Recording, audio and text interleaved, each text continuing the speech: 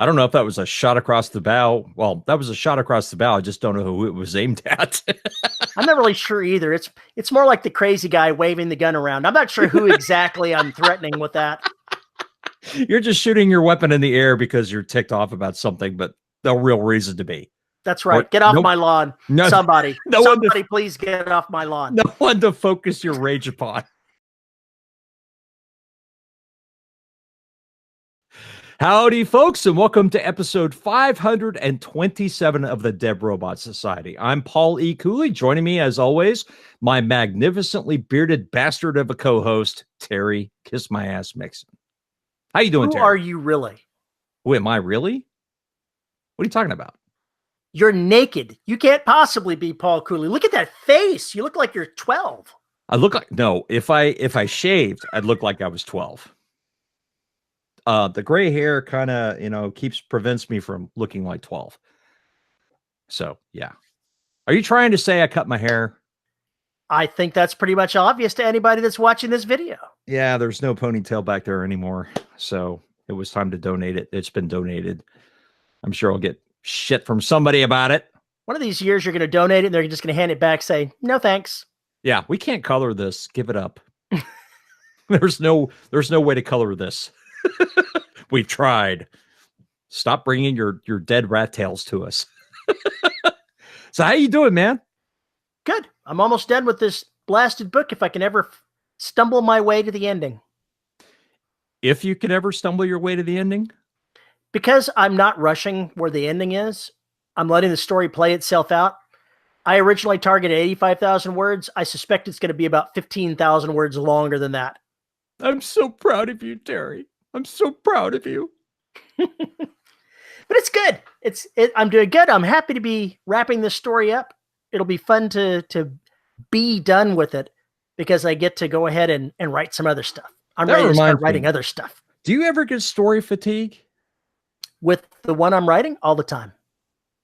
Okay, so as I expected, you are the person that just goes squirrel and jumps off in another direction.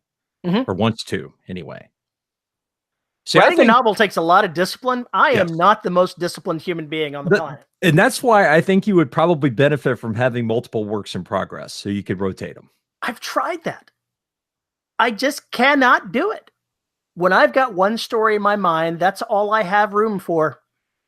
That's fine. But I've noticed when I get to the last 10, 15, 20,000 words of a story, I kind of need to let myself play before I can go back and do the hard work of wrapping something up.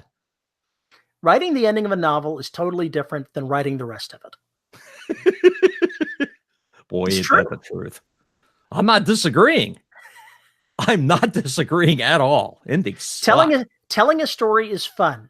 Once you figure out what the story is, writing it down can be a chore. Yeah. So the way I entertain myself is I go ahead and introduce not random things at the end. It's random. Trust me, it's random. It is kind of random. Like, for example, I had a fun scene that I just wrote. I have a list of names much shorter than your graveyard of people that I still need to put into novels for various reasons. And I suddenly said, I need a distraction here. I think I need a smuggler who's only going to be here for like 14 paragraphs. Poof, there goes a character doing something smugglery. Just to break up the monotony? To break up what otherwise would be a scene that didn't really need to be there, but the information that the scene needed to convey still needed to be conveyed. Ah, yes. But in this case, distraction. Well, yeah, in a way, the characters were doing something that needed to be done that had to take place on screen, but it was boring. So I introduced a complication that wandered into the scene and then wandered back out the other scene, much like Jack Sparrow. Well, okay then. Yep. And if I can continue doing that for the rest of the novel, I'm good. Well, I wish you luck on your squirrel hunt. Maybe by the time we get to the next show next week, I will have wrapped this novel. Maybe. That's my goal anyway. Well, I've got 3 works in progress right now. I announced it on the Facebook group, but I guess I should say it here too. Um, because of reasons, business reasons, I pulled Evolution from publication, and the Black books and Derelict will only be Patreon exclusives for the time being on audio, and that's it. But I will continue writing them. I am continuing to write them. It's just that for business reasons, they've been pulled back until I get my rights back. So that's basically what's going on with my 2 series, which leaves me kind of scrambling for something to put out this year. Several things. Trash monsters. You need trash monsters. 2019 is now a dry hole of shattered dreams and plans. So I'm starting to fuck over. Why does that sound like a Paul E. Cooley novel? Yeah, it does. Shattered holes of dreams. Shattered dreams. Shattered dreams and ominous crevasses to fall into. Yeah. So I've got a work in progress that I'm having a really hard time ripping my hands away from. And it's been a lot of fun doing. And I'm also working on 2 others at the same time. Catch as catch can for right now. So we will continue going. I guess I'm averaging 2,500 to 3,000 words a day, something like that. So things are moving. I'm happy. Every time I've been trying to write a chapter a day, which is 2,400 words usually. And I'm good, but then I start wanting to write more, and then I write more, and then I don't write the next day, or I don't write as much as I want to the next day. I've got to find the discipline to actually stick to write a chapter a day and stop there so that I can write tomorrow. You know me, I stop in the middle of a chapter usually. Oh God, Minnie's back. Minnie says, wait, you're talking. Yeah, huh? That's why I usually stop in the middle of a sentence, in the middle of a paragraph, in the middle of a chapter. So I can kickstart myself the next day. Just writing the next word or finishing the sentence. Works wonders. Everybody's got a different mechanism or different process, different tricks. Terry's are terrible, but don't tell him that. He's very proud of his. No, mine are terrible. Yeah, well, at least you admitted it here on the air. So instead of watching you, mug on your cat, I have a question for you. Is the answer 42? The answer is not 42. And the question is certainly not 6 times whatever. Really? What? Really? That's where we're going with a Hitchhiker's Guide reference, and you're going to go ahead with math? Oh, boy. Yeah. Anyway, I said 6 times whatever because Arthur never actually gets the last tile to finish the words. Anyway, that notwithstanding, I have something to talk about, Terry. Pay attention. Squirrel! I want to know when you make the decision to leave something out. So, January 1st. Yeah? Let's look back at 2018 before we start the show. Okay. I don't want to get into the nitty gritty of, we accomplished X, we did this, we did that. Was last year a satisfying year for you as a writer, at least to the point to where you feel like you accomplished something? Accomplishing something? Yes. Was it satisfying? No. Yeah, I was trying to stick away from being satisfying as in what came out of it, because I don't want to dig into that kind of thing. But production-wise, you hit some of the goals that you wanted to hit, and you're satisfied productivity-wise, I'm assuming. No, I'm not satisfied productivity-wise. Is it gonna spur you forward into the next year to be more productive? It's gonna have to, and I think writing some other things that are much less difficult will help make that happen. Popcorn. Yeah, I need to write some popcorn. So I need to. That's going to be the shift this year. Will be to writing something a lot less complicated than the Derelict or the Black. Space Burbia. Space Burbia. No, I mean, I've got lots of ideas for other books, and I guess maybe I really need to start pushing into the urban fantasy stuff and find something that will work there as well. Have you listened to any lit RPG books? No, I have not. May I suggest that you should, because while it's a niche market, it's not nearly as big as fantasy. It's got a lot of people that are fans of that type of work, and I think that it would work well for you to write something that's fantasy-like, but it's more game-related. And you're somebody that does gaming. I think that you should at least do some research into that particular field because you might find that you like it. The only idea I've got in my head for one of those books is it would make it not very game lit. It would be more from the characters stuck in the game, but the character knows that the character in the game, it's from the digital character's point of view. There's no human. So you get the thoughts of the digital point of view character. I can see that being worthwhile. There's a lit RPG called NPCs, or maybe it's something else that's told specifically from the point that the characters in this village, the NPCs, accidentally kill off the player characters and have to take their place. Is what I remember that story being with. So I don't think that's out of bounds. Well, I couldn't figure out how to make it a very long book. Well, that's when you introduce complications. Oh God. Yeah, like coming across a place where the developers haven't quite patched that bug. Or be a little bit more ominous. That place where some hacker put something in there that is changing the game.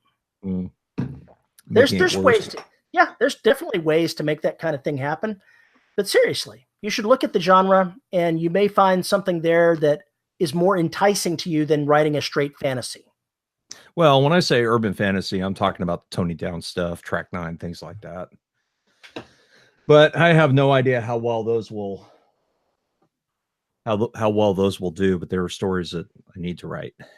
But they will definitely sell better than, well, I should say that Gears Inferno didn't sell any copies at all. None as in zero? No, it's sold. I think it's probably sold maybe 50, 60 copies and 24 audiobooks. Ouch. Yeah, ouch. Welcome to my world. So that's another thing I got to do this year is I got to actually try some advertisement and do things like that I have not been doing. So that's the other thing I got to do. So there's gonna be some changes this year. So 2018 has spurred you to make alterations for 2019. Yeah, 2018 has changed. The end of 2018 has definitely changed plans for next year. Or for this year, I should say. Yeah, it's the first. So it's the first. Get ready for the next 3 months of writing 2018 and having to scratch out and make a 9 on that 8. Yeah, no shit. You were saying, as for you? As for me, I wasn't nearly as productive last year as I want to be. So in December, I said I need to go ahead and upgrade what I'm doing, try to focus on every day as an independent sort of thing. And I've been trying to write a chapter a day and mostly succeeding. And last week I bumped that up to 3,000 words a day. And I'm continuing to march on that. And it's working out pretty well for the time that I'm allocating for writing. If I can maintain that pace, even with missed days, it's going to double the output from last year, which will be perfectly fine by me. Right. Well, that'd be good. What was I going to say? I don't know. The fact that I started the Patreon account has also been a boon to me, even though it doesn't have a whole ton of people that are signed up to be my patrons. Needing to provide fodder for them is making me go where, I can't slack off. I've got to produce. Yeah, that's a good, it does kind of keep you there. And I think that with your particular situation right now, I would say that that's probably a really good thing to have your hands on. My particular situation. That sounds ominous. What is my particular situation? No, I'm just saying from a standpoint of getting things out, getting things done. Yeah, the next couple of months is going to be busy. I'm almost at 70,000 words on Radon Terra, and I foresee wrapping it up around January 10th. Right.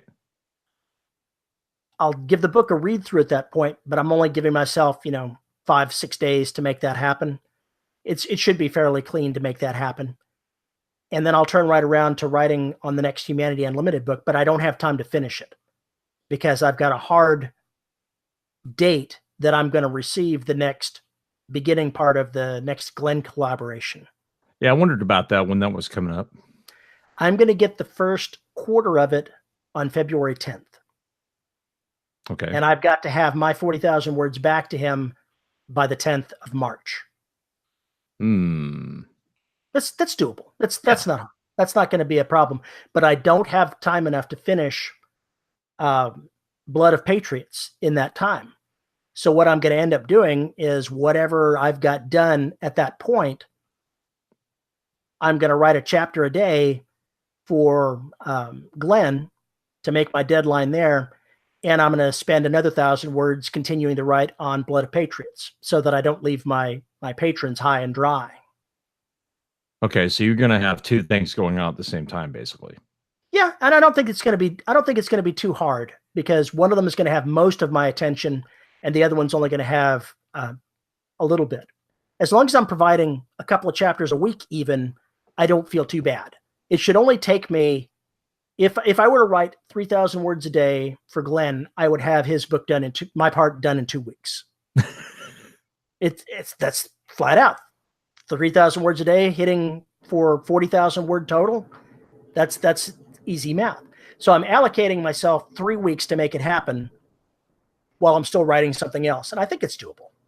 Gotcha. As soon as it's done, then I pick up my marbles and go back to finish off Blood of Patriots and get that out there.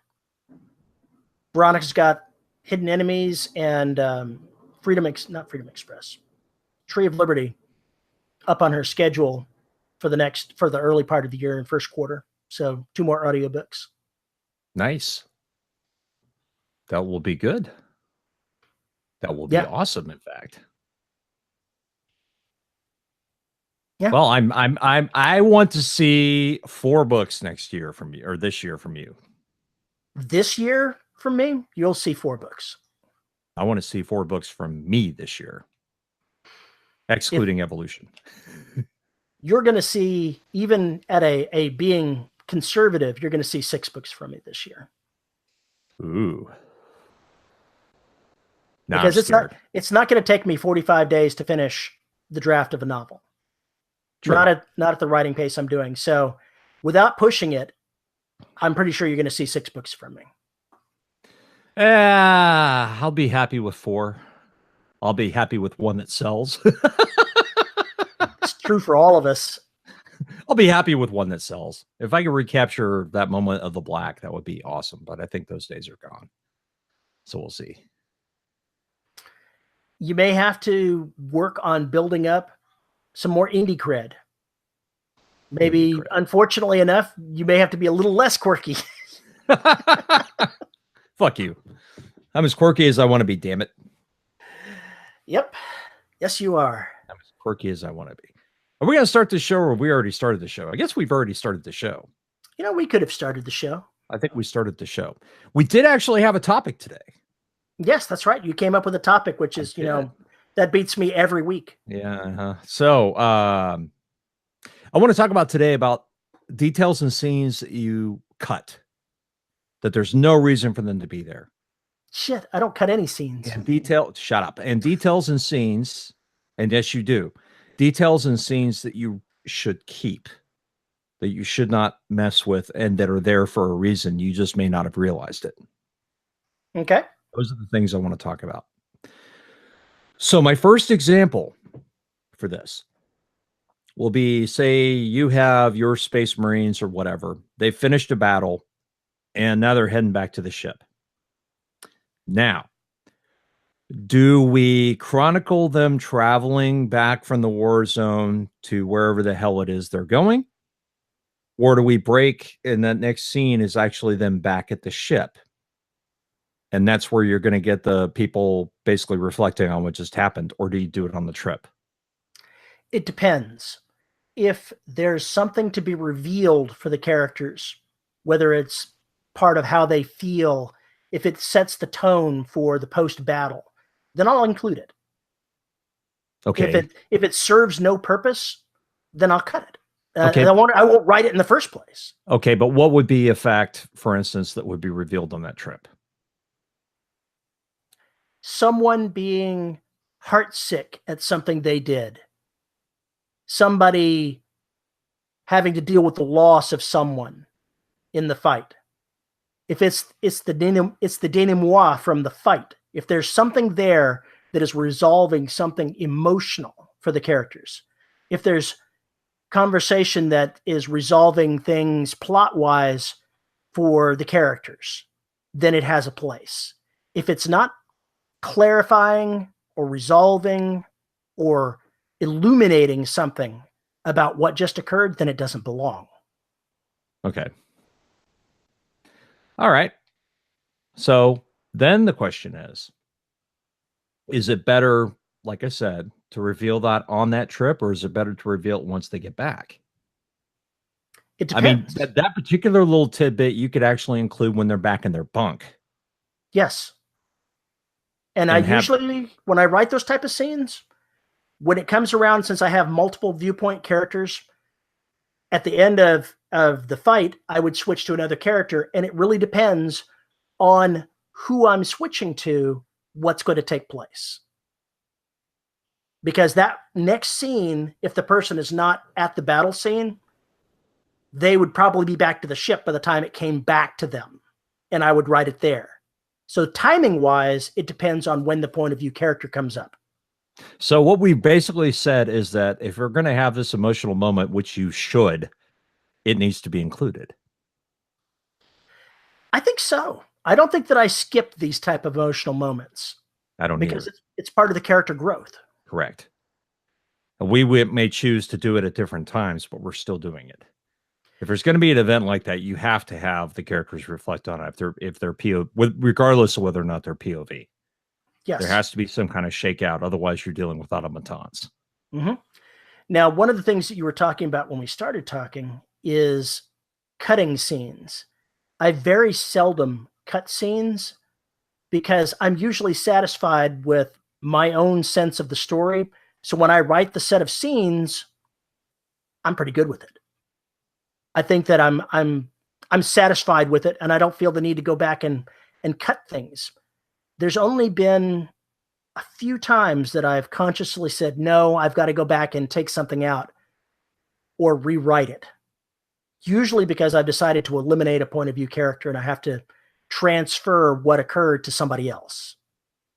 Well, what I was, when I said cutting scenes, I wasn't necessarily talking about things you'd written already. Ah, okay. Right. So in Evolution, I could have had two characters who one of them is not POV. I could have had her forming a friendship with one of the POV characters. I could have had that happen all, after hours after they're done working for the day. I could have included that. I also could have included a couple of scenes to build more friction between two characters, which comes to a head near the end. I chose not to because it would have affected the pacing, and the book already needed a kick in the ass.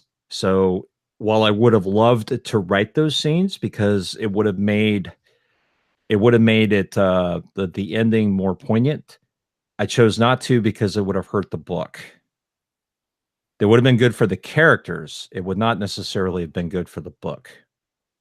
For the story. To the story, yeah. That's what I'm saying. I know it's the story total. It's splitting hairs, but saying something is not good for the book as a whole is something different than what's good for the story. Well, and I think that's more of a story thing. Yeah, but that's going to be arguing semantics. It's all a judgment call based on us and how we tell stories. We have to figure out what the best tempo of a story is, what the best things to include or not include is. And that all comes from our experience as storytellers.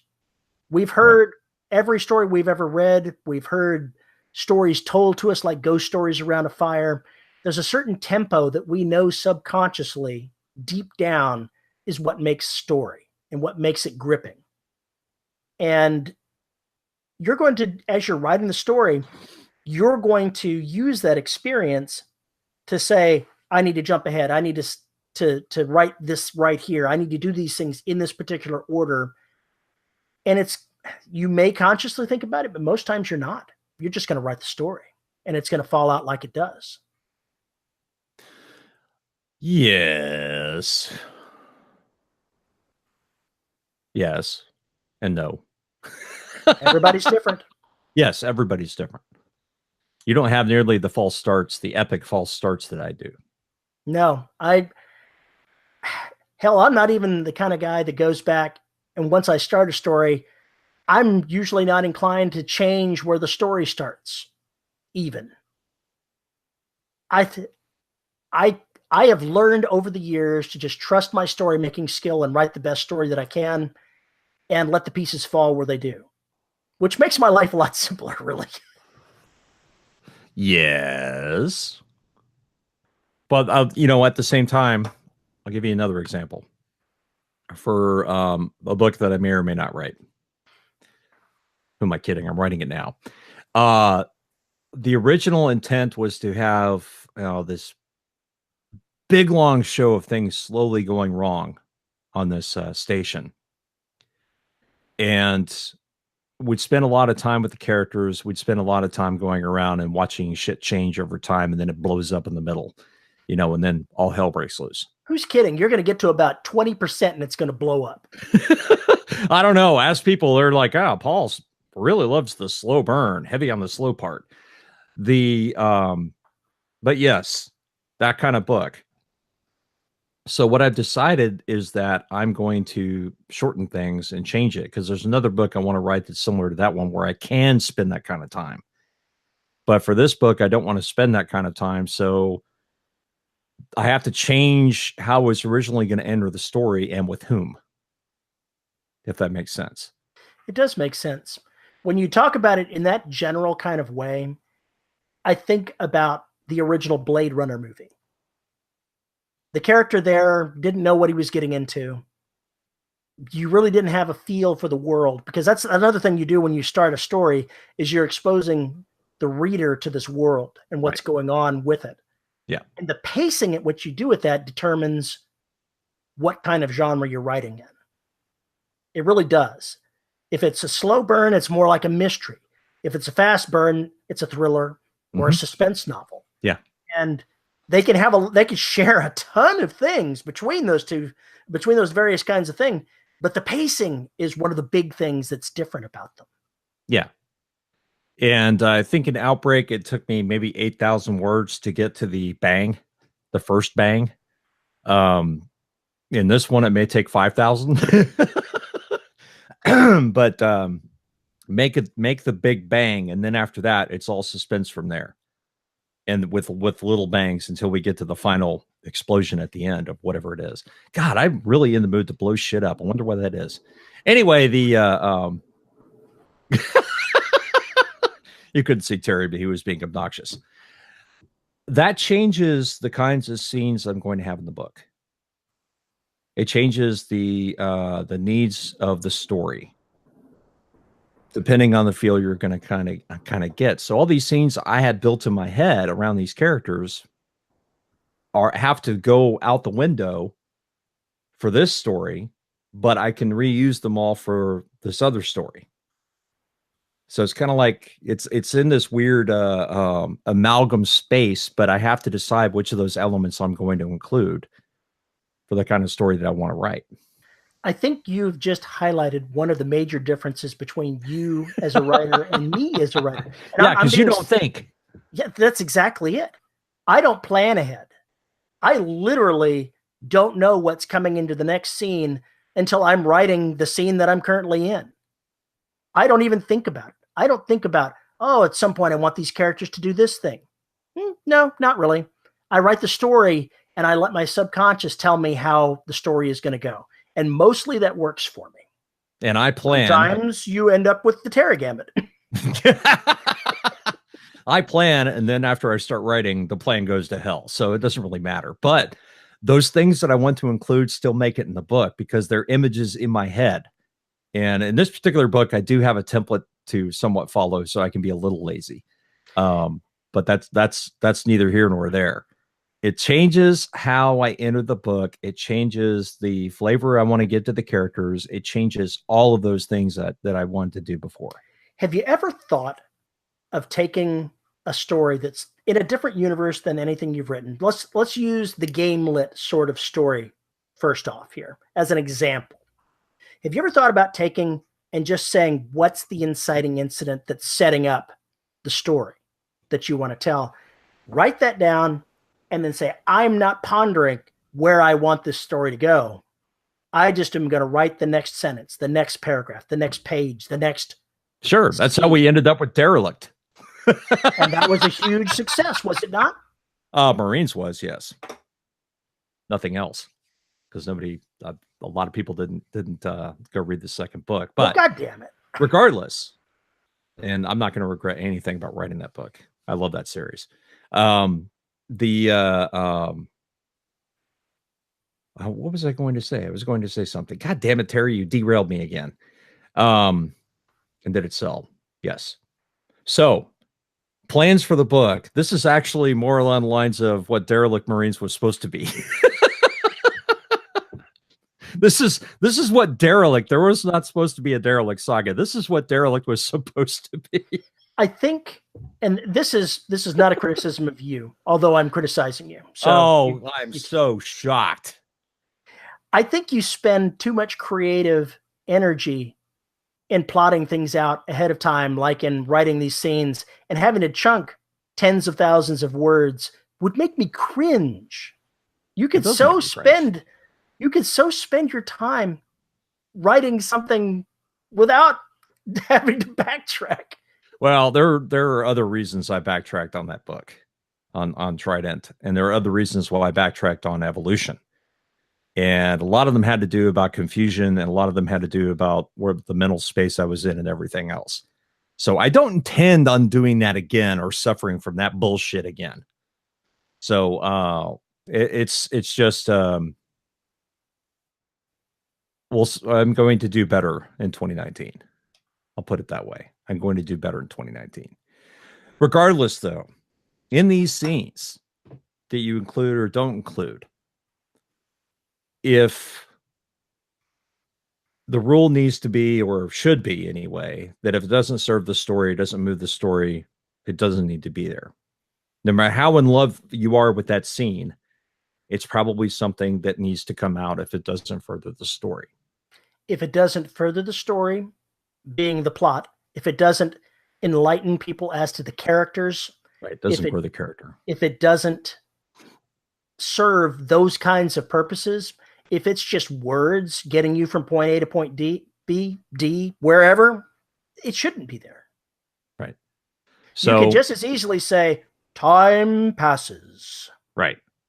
So I got away with that in the black with the lanternfish bullshit because I needed to show certain things, but there was no way to do it other than through that. So I had to include those scenes.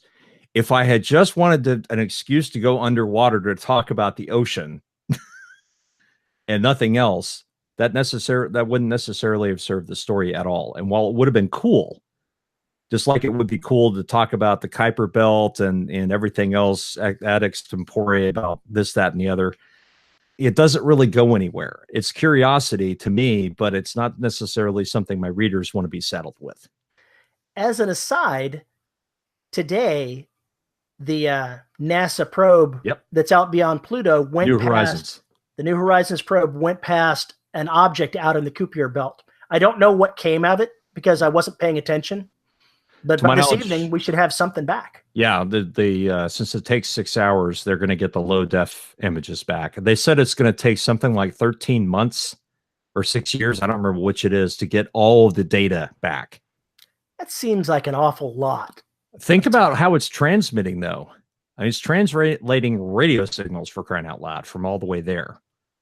And that takes a long time to get here. And we should just have a big spool and some fiber optic wire to send with it. I imagine because of the fact they're doing that, I think satellite speeds for internet. That's what this is. Considering how far it is, it's probably a lot worse. It's probably a lot worse. I imagine there's a lot of conversation back. Hey, I didn't get that byte here. Could you resend that? Ah, shit. Error checking's a bitch when you're outside the solar system. Checksums are gonna suck. So, yeah. Ultima Thule is the name of the object. That's what I was looking for, is the name Ultima Thule. It's probably a spaceship which is going to start, this horrific race to get to the outer system to go ahead and find the alien derelict spaceship. Like I told B-Man last night, it's like there are three options here. If it's not a rock, don't touch it. If it's powered, don't touch it. If it's powered and it's not responding to hails, don't touch it. Don't fuck with it. Don't even think about it. Yeah, that's not going to happen. Yeah, I know. If they got a picture of something non-human, extraterrestrial, out there in the Kuiper belt, there would be an immediate push to send another probe to it in person. And because more than one nation would eventually get the word, human followers would not be so far behind. I can't even imagine how long it would take to get human beings out there, and it would be a one-way trip. More than likely, yeah. It's more likely they would send robots of some sort. But then again, if it is alien, yeah, I think they would be inclined to send humans. If it was alien, they would be inclined to send humans, and they would want to get something back. They would want samples back. Oh God, no. Of technology. No. They would. No. This story is true. I know this story is true. We were talking about this very thing with the Umaluma or whatever the heck it was that went around the sun. How are you pronouncing? However you pronounce that. Oumuamua. Yeah. It could have been any of that. It's those kind of stories would be fun to write.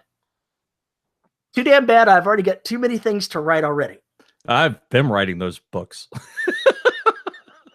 You should title a book, What Could Possibly Go Wrong? What could possibly go wrong? No, that sounds like an essay about writing. In every way imaginable. I kind of toyed with this in the black a little bit, but imagining how society would respond to that. I have a feeling that as soon as it made it out there in the mainstream that this happened, a large portion of certain, well, I shouldn't say large portion, a portion of certain religions would completely freak the fuck out. Oh, yeah. And that could lead to some really crazy shit, because you could get into this deal where a certain segment of the population is going to try and sabotage any mission to go see it. You've got what would happen to the stock market. You've got what would happen to the world economies. Would there be riots? Would there be food shortages? Anything else, just on the basis of this information flatlining certain portions of the world? I think that there would be. I don't know how bad it would be, but I think that the longer it went on, the worse the chronic condition would be. I mean, any event at all that happens in today's society is going to polarize society in some way or another. I mean, Carl Sagan touched on this in Contact. Something huge like knowledge, hardcore knowledge that other civilizations and aliens that are sentient exist would be a huge thing. And so it would polarize society quite well. Yeah. So it makes a very fertile backdrop for a book, even if you never get these people into space. That's a post-apocalyptic right there. There's an author named Jennifer Wells. I think that's her name, that wrote a book about a mission to a derelict spaceship in just out past the asteroid belt that human beings have known about since the 60s, but they just haven't said anything about it because they didn't have the technology to get there. And there was a story of sending out the crew there. And as you can imagine, things went wrong. Oh, I'm shocked. I'm so shocked. I mean, after I saw the movie Life, I was like, yeah, we need to make sure these morons never bring anything back. I mean, we brought all these moon rocks back. We have no idea what we brought with us. Please don't bring anything back to Earth. Please. I've seen that movie. I've written those books. No, don't do it. The book was called Fluency. Fluency. Okay. And the person that the point of view character was somebody that was recruited for the mission because they knew that there was not going to be anything that they could use to interpret it. They need to have a linguist of some kind along to interpret whatever it was, what was there. Okay, I gotcha. So it was kind of like what's the other movie? The one where she steps out of time? I can't remember. Arrival. Yeah. As far as linguistics go. Yes, very Okay. much like that. I like that idea of people going through and tearing apart signals and finding stuff hidden in them. I love that idea. It means, somebody may figure out that somebody's been trying to communicate with us for a very long time. And we just haven't been smart enough to pick it up. Well, I already know what the first signal that's going to be when the aliens arrive. Stop broadcasting, Lucy. No, it's going to be, Lucy, I'm home. No, the greeting will be up your nose with a rubber hose. Wow. The number of comments I got about that Yeah. privately. Yeah. Really? Yeah. Yeah. Yeah. People were making ageist jokes about us. Hey, that's a Happy Days thing. It's the Fonz, man. No, actually, it wasn't. The Fonz never said that, did he? Fonz never said that. That was Potsy or whatever his name was, or Ralph. It was Ralph that always said that. It was Ralph or Potsy. They said that sit on it was their big one too. Oh yeah. Why don't you go sit on it? Yeah, it's basically another way of saying "fuck you." That was a fun show. That was a sanitized version. Yeah, until Fonzie started jumping sharks and shit. That is where the phrase came from. Yeah, exactly. So, getting back to the topic, it seems like a kind of dicey situation, but if you want to have, for instance, a beautiful shot of the scenery, want to talk about this, world building, anything else, if you're going to have that scene there, number one, please make it from the character's point of view and have them be interacting or thinking about it. Or please reveal something to us that is important. Do both.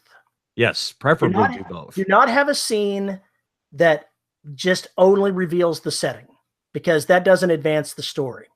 What you need to have is the character interpreting what's happening to them just in a couple of paragraphs, just a couple of hundred words of setting them into the setting as filtered by their own perceptions, and then have something happening. Have something going on that picks up the thread of what's important to the character and have them doing something. Don't be passive, be active. Now, in suspense, another thing you can get away with, and technically you can do this in any kind of fiction, is just it's suspense bread and butter. You can show things the characters don't see. And you can do that with a bodiless is wrong word. It's a disconnected viewpoint. A non-corporeal viewpoint, just the narrator's point of view. Third person omniscient, and not have them touch any characters, have them simply tell folks what's going on, but not show it. Like if I need to show something outside Trident Station that nobody can see, then I'm going to use that disembodied narrator to get that done. But I'm only going to get that scene in there if there's a reason for it. Like, for instance, aliens clinging to the hull on the side that they can't see or something along those lines, because it sets up the next mess. And that's another difference between you and me. I don't write anything that's not in view of the point of view character. If it happens off screen and nobody sees it, it happened off screen and nobody saw it. Not even the reader. I want to give the reader those things. And it serves your type of story. Hell yeah. It only makes sense when you're trying to get that feel. When you're trying to get that feel across and let the reader sit there and know something that the characters don't. And that's when it gets fun, because that's your complication, whatever that is. I've seen and read some mysteries that, besides having the point of view characters that you have normally, they also have the villain's point of view. And that's an interesting way to show things that the characters don't know, but still give it some oomph. Yeah, so long as the villain is not some kind of goddamn cartoon character. It's true. Unless that's the kind of book you're writing. But please stay away from dialoguing, as we talked in, what was that movie? The Incredibles? I've seen The Incredibles. I don't know what dialoguing is. Okay, so it's when a bad guy has a good guy in a Okay. precarious position and then goes on to tell them all their plans and all that bullshit. Yeah. There's this website that has things that supervillains should not do. It's got this long list of things that you should not do as a supervillain. It's always good to not do those things. Yeah. Don't be the cliche. Don't ever tell the freaking main character the plan. Just don't do it. Be like Blofeld. You expect me to talk? No, Mr. Bond. I expect you to die. And I think it's even better if the villain never meets the protagonist anyway until the end. That's my kind of story. They don't ever meet directly. I think it's fun having the villain stalk the hero. That's different. Having it so that, at the beginning, they don't know each other. But we'll use a police procedural as an example. As the detectives start investigating the homicide, the serial killer discovers the identity of who's investigating him and becomes interested. Right. And then they become a target. Yeah. And that's a fun type of story. That is a fun type of story. In fact, I think Seth Harwood has written one of those, Whiteout, or I can't remember what it's called. We need to have him on the show too. Anyway, I say that and Terry immediately starts writing. If I don't make a note, it never happened. Terry needs his own disembodied narrator following him around, reminding him. I need my own personal assistant is what I need. There's a cat back there. I'm afraid that the cat takes terrible notes. Wow, that's unfortunate. I haven't, that you mentioned it. I haven't taught any of my animals to, take notes, handle phone calls, clean the house. Shit. I'm falling down as a parent here. They're like the anti-clean the house sort of thing. Yeah, pretty much. Just kind of wander around, knock shit over. One of the things that I don't think we've talked about as far as getting back to the bones of what you include and what you do not include in there is you have to have a firm idea before you really start writing of what's appropriate to put into a story. What makes a mystery a mystery? What makes space opera space opera? You've got to put those beats in there. You've got to put those themes in there. And you've got to have an idea of what to include. And you cannot put, if you've got a romance, you can have horrific things about it, but you can't make it a horror novel. It can't be both a romance and a horror. Not unless you're really good at it and you are not looking to please the audience you're targeting. But it's true. You've got to keep in mind what the reader is going to be looking for as they're reading. Well, if you make it a gothic romance, all sorts of horrible things can go on. And that's true, but that's a specific subgenre. You've got to keep the target audience always in mind for what you include and what you do not include. What if you don't have a target audience? Then you are not doing your market research appropriately. Yeah, well, what if there isn't a target audience for what you're reading or writing? There is. You just don't know who they are. You don't know what makes them what they are. How do I find that out? Market research. Market research. You've got to look for books that are similar to what you want to write. There's going to be something out there that's similar. Or you're writing a 12,000 page screed against society, in which case you're the Unabomber. Just think. Or Cello Biafra. Or yeah. God, he just came out of his house and screamed for like 12 hours. Anyway, buddy of mine had met him at a New Year's Eve party. They were dancing together. It was kind of scary. It's terrifying that he's from Boulder. It really is. Tells you everything you need to know. Jello Biafra, I'm talking about. Dead Kennedys. If you don't know who those folks are, look them up. Anyway, that notwithstanding. Yeah, scenes you have to include. If it's a romance, we're going to have some romance. And you can't have certain other things like killing off half of the romantic pair. Half of the romantic pair. What if it's a poly? There have been that kind of things. Those off? Can you kill one of those folks off? I'm not sure. Maybe so. Woman has 5 husbands, kills one of them off, or one of them gets bumped off. Will that fuck shit up? I wrote a mystery when I was writing up erotica. And right as I decided I was not going to do it, I had finished the first draft of a murder mystery that had a three-way relationship. But I never published it because I decided I wasn't going to be writing that, and I didn't want to spend the time rewriting it to make it into a mystery because that wasn't going where I was going. But it can be done. It can be fun. That seems to be with some of these genres. There are some unwritten rules about them, like you're talking about with romance, for instance. In suspense, there are unwritten rules as well. And thrillers, unwritten rules, horror, unwritten rules, sci-fi, unwritten rules. You've got to understand the ground rules, whether they are written down or not, inside your genre. Whatever that may be. Yeah, and that's that's kind of the trick for post marketing or the marketing side of it. But at the same time, if that's the kind of story you're going to write, then there's got to be things happening. It's true. If you're going to market it as a sci-fi story, it better have some element of sci-fi in it. Or people will bitch about it because you wrote Liberty Station. There was technology at the end. Yeah, they didn't get to space until right at the very end. Yeah, because you know, people tell me I'm a cliffhanger and bastard.